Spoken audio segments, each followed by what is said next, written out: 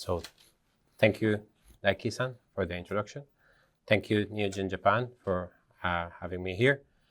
Thank you, all of you, for being here with us today with this presentation.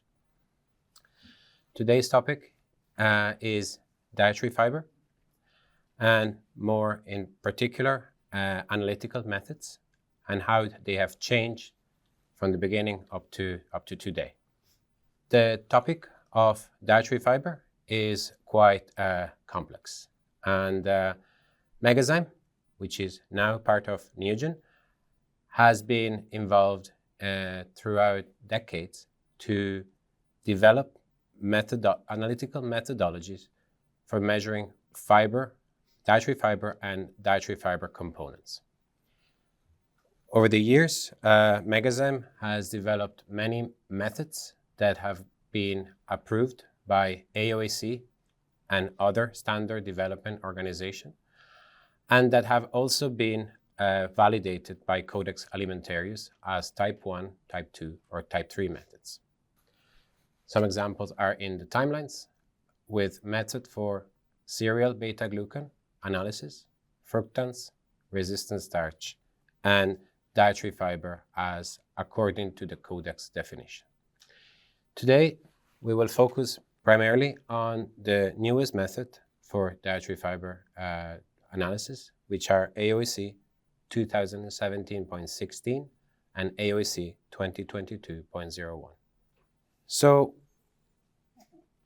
dietary fiber is quite complex as an analyte, and the definition of dietary fiber has evolved across the decades. From the initial one that was in the 1970s up to the current accepted one, which is from 2009. In order to develop an analytical method, you need first to have a clear definition so that that analytical method can manage to measure the analyte according to the definition. In 2009, Codex came up with the current definition for dietary fiber, which is quite complicated, but I'm going to highlight some key elements of this definition. So first of all, dietary fiber is carbohydrate polymers that are not hydrolyzed by the enzyme in the human small intestines. And the length of these this carbohydrate chain can vary. Some countries accept the length of 10, so anything above 10 can be classified as carbohydrate as a dietary fiber, and some countries have gone all the way down to 3. There's also the source of this fiber. They could be already naturally occurring, so intrinsic fiber, which includes also resistant starch, or they could be obtained from raw material by some chemical, physical, enzymatic modification, or they can be synthetically made. These 2 points is if a fiber is not naturally occurring, it needs to be proven to show physiological beneficial effect to the health. So, with this long definition, I wanted to highlight the 3 main points.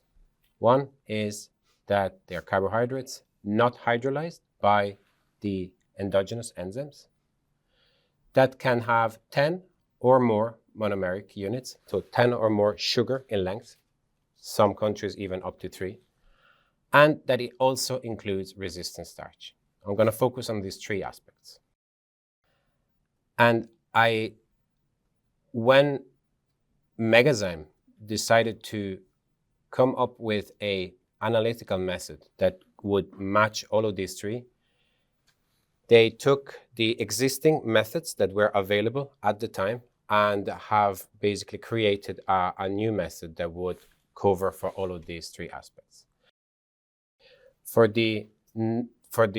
To include the hydrolytic element of the method that would meet the fact that they are not hydrolyzed by the endogenous enzyme, we took some of the points from the Prosky method, AOAC 985.29, and the Lee method, AOAC 991.43. For the 10 or more monomeric units, and you see these acronyms, SDFS or NDO. These are the soluble dietary fiber, which is soluble in the end, and or NDO, non-digestible oligosaccharide. To do that, there was an existing method developed by Mazzettani, which was primarily for resistant maltodextrin, which was AOAC 2001.03. And we borrowed from that method to create our own method. And for the resistant starch, we basically took the AOAC standard 2002.02, which Megazyme developed, and basically made it 10-fold bigger in order to measure dietary fiber.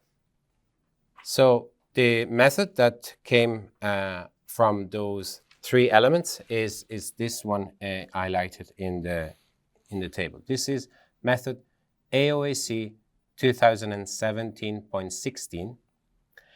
And you can see the incubation is the incubation part, the enzymatic gravimetric rationale is the same as the Prosky, but the incubation was changed in order to be able to measure resistant starch accurately and to have a more physiologically relevant condition. You will see that these are 4 hours and 37 degrees with some mammalian enzymes to match our own in vitro digestive system.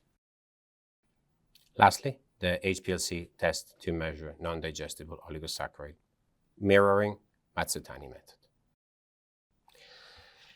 So even with Codex definition in 2009, accepting all of these elements, one element that is still a bit contentious in the world is the cutoff for the for the non-digestible oligosaccharide.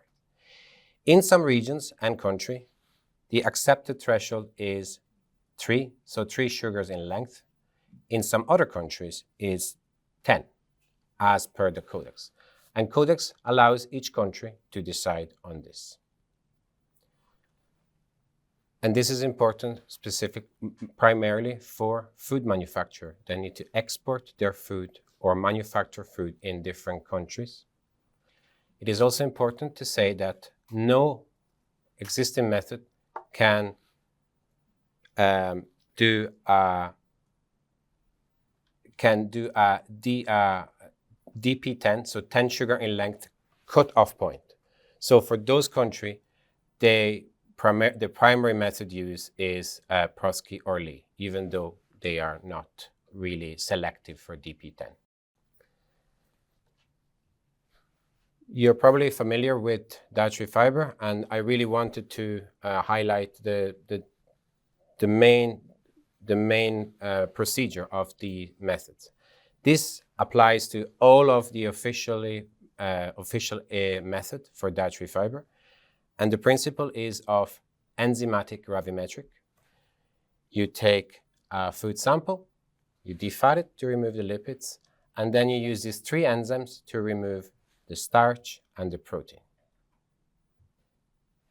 The enzymes, the type of enzymes are the same. What is different among the method is the incubation time and temperature and the source of the enzyme.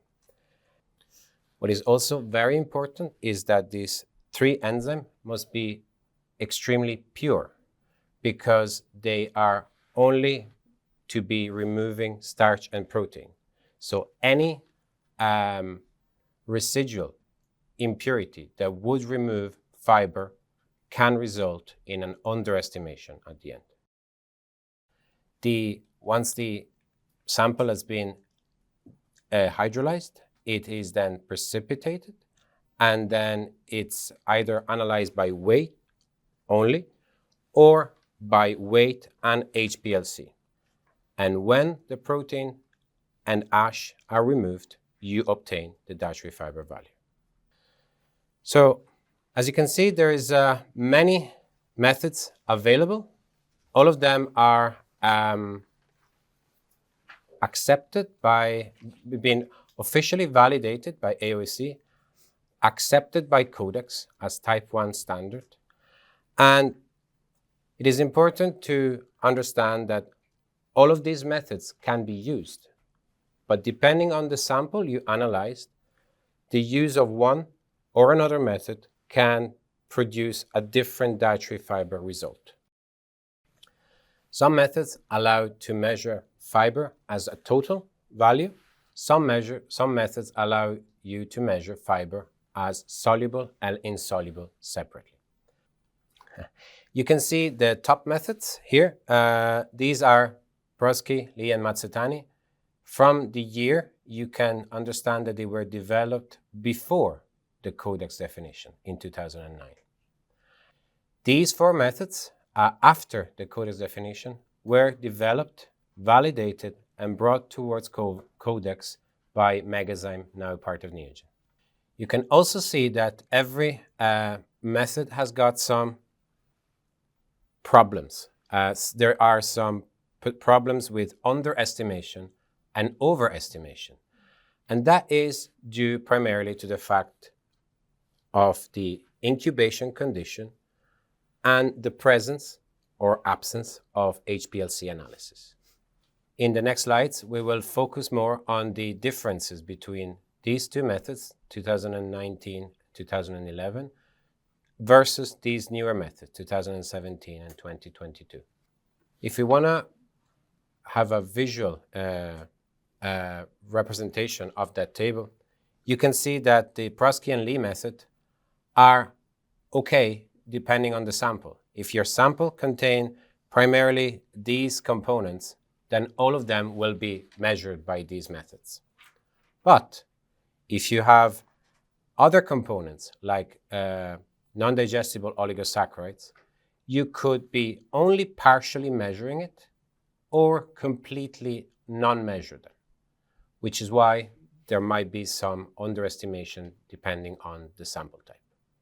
When we developed the newest method, 2017.16 and 2022.01, the idea was to be able to measure all of these dietary fiber components.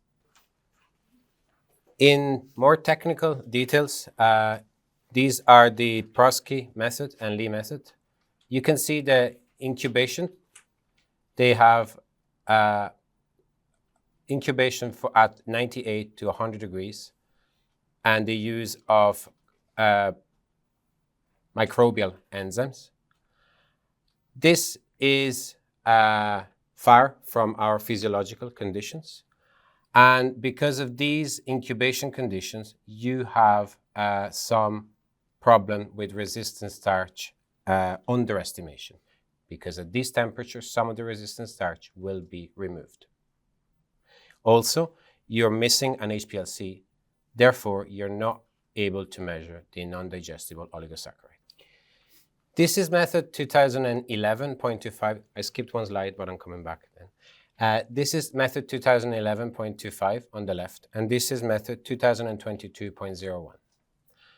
And I'm going to highlight the main difference here. So when we developed this method, these incubation conditions were chosen. 37 degrees with PAA, which is an alpha amylase from mammalian origins, and 16 hours. These were conditions that are more aligned to the physiological environment of the physiological environment, but we still kept 16 hours because of our previous method on resistant starch having this incubation time.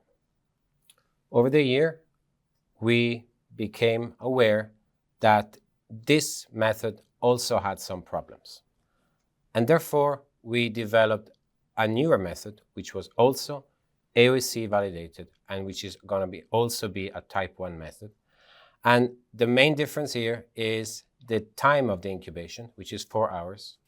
The enzymes are the same, but in different loadings. 4 hours is the average transit time of food in a human small intestines. So these are the most closely aligned conditions to physiological, and this has got a big impact on the resistant starch measurement. Another difference is the HPLC columns and methods from 2011 and 2022. And the change here was also linked to some problems in the chromatography part of the method.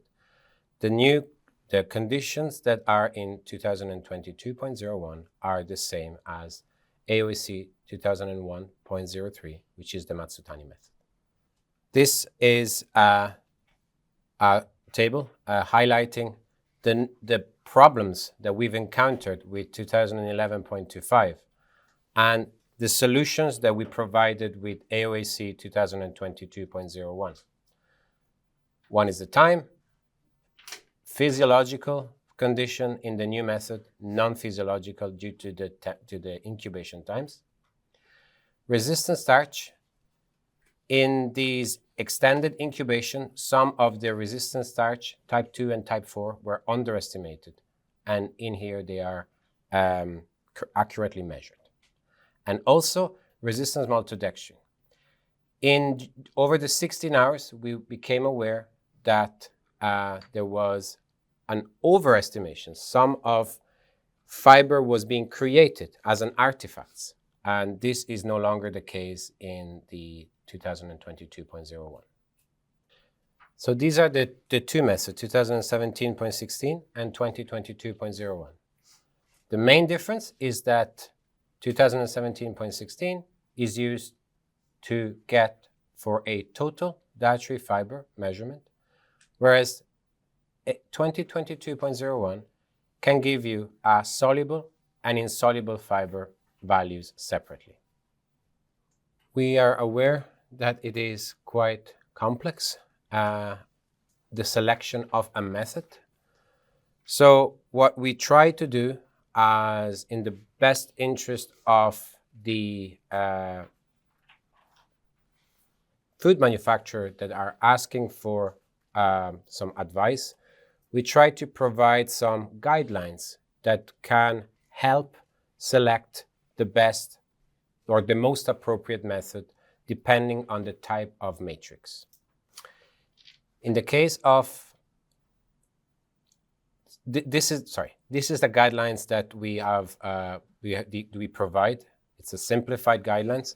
The two main decision driver are the presence or absence of resistant starch and the presence or absence of non-digestible oligosaccharide. Broadly speaking, if a sample is of unknown or it has resistant starch, the recommendation is to utilize the newest method, 2017.16 or 2022.01, because of that box that was including all of the dietary fiber components. So this is my last slide. And where are we now and what is in the pipeline for the future? So this is a snippet from the document CXS234, which is the list of methods that are approved by Codex Alimentarius for dietary fiber analysis. You can see the Prosky method, the Lee method, Matsutani method over here, and you can see that these two are the methods that we were discussing in this presentation. Method 2017.16 is now a type 1 method that replaced 2009.01, and following recommendation by CCMAS, which is part of Codex, in May 2025, this standard, AOAC 2011.25, will no longer be a type 1 method and will be replaced by 2022.01. Neogen is still involved with AOAC, AACC, ICC, and other standard development organizations, and this decision to change the method was agreed by last year with all stakeholders involved. Neogen is also still involved with AOAC, and there is a working group on dietary fiber and other carbohydrates where we are involved. The goal of that working group is to review all of these methods and to try and simplify the selection method for the public, for which one is to create guidelines for which one is the most appropriate method. And because we are aware of the complications of the dietary fiber analysis, Neogen is still ongoing, involved in providing some educational content, work with food manufacturer, work with third-party labs, and work with regulatory. And recently, Daiki-san has made one webinar on this topic available in Japanese language. So I thank you very much for listening and your time. And I'm sorry I'm a bit late on the timelines. I hope this was useful. And if you have any questions, please let me know.